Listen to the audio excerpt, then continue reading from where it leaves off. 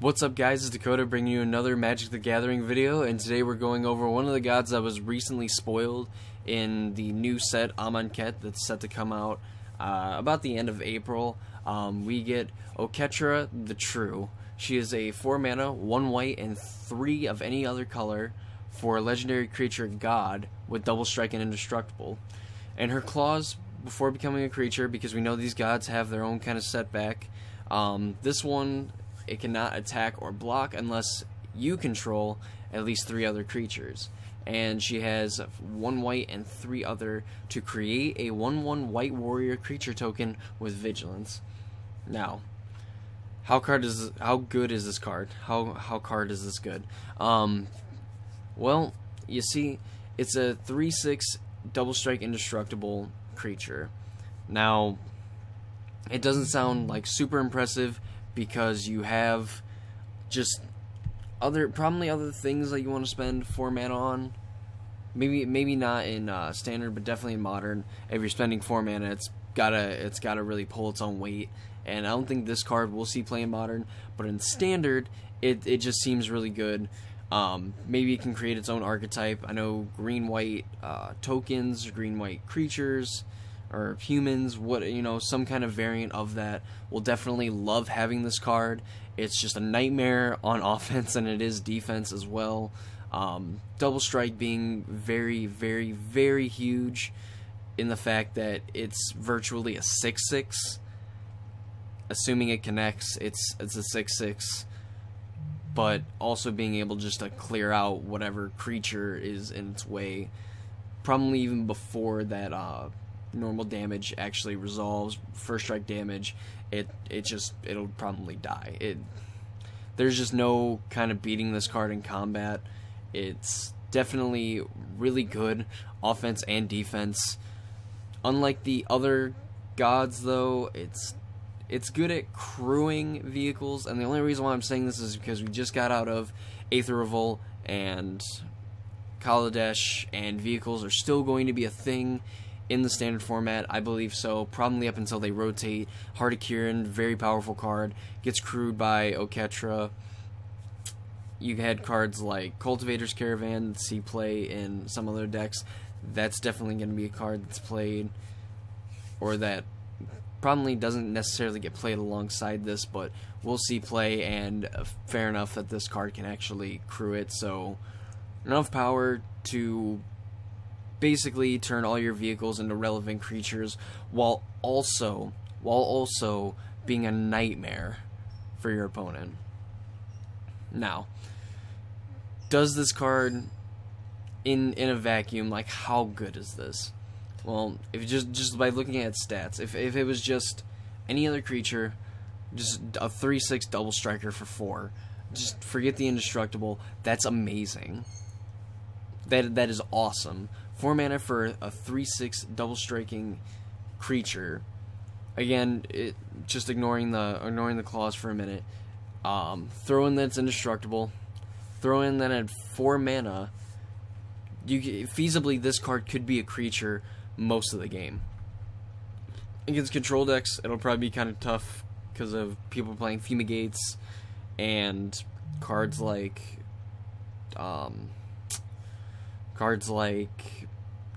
not Traverse, but oh wow, I'm having a big brain fart. And Grasp of Darkness, where they are very good at being removal spells. Fatal Push being another one, even though none of the gods actually die to Fatal Push. In this case, a revolted Fatal Push. So this card is kind of balanced, but in a way, the cards that you get in white, and then in, say, a color like green, or even in red, because this card will definitely find a home in the humans deck, or at least it should in a humans deck. Green-white, obviously you have cards like Avacyn. You're playing the longer game. You want to get to 5-6 mana, being able to cast 2 spells a turn. So definitely in a format where like green-white tokens can be a thing.